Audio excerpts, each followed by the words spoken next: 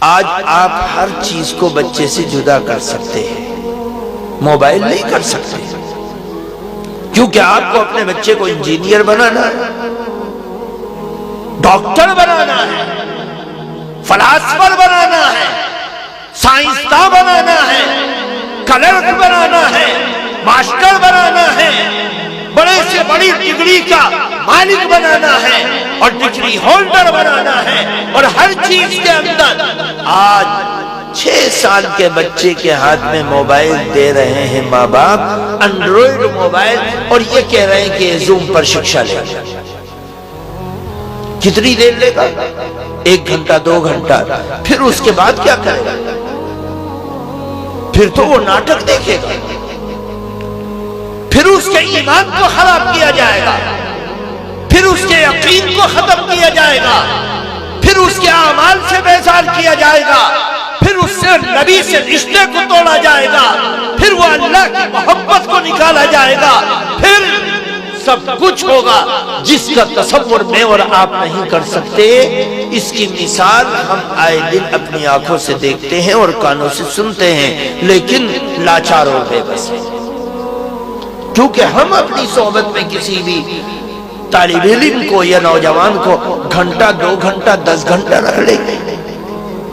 لیکن موبائل کی صحبت میں وہ 24 گھنٹے رہتا ہے، بائک پر چلتا ہے، کار پر چلتا ہے،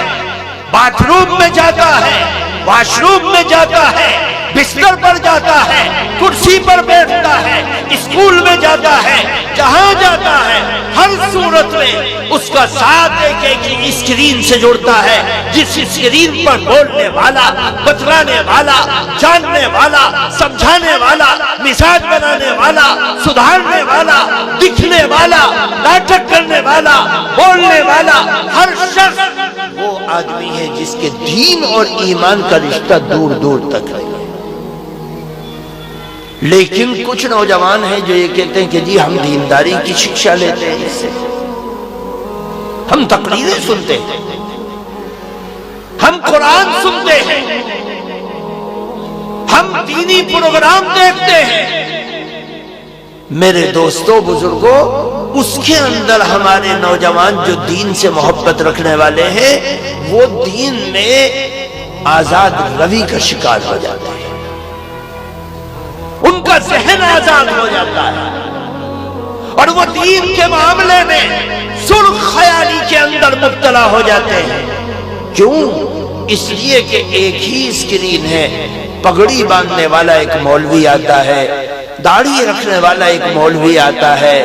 امامت کرنے والا ایک شخص آتا ہے، دعوت دینے والا ایک شخص آتا ہے، احکام بتلانے والا ایک شخص آتا ہے، مسائل بتلانے والا ایک شخص آتا ہے،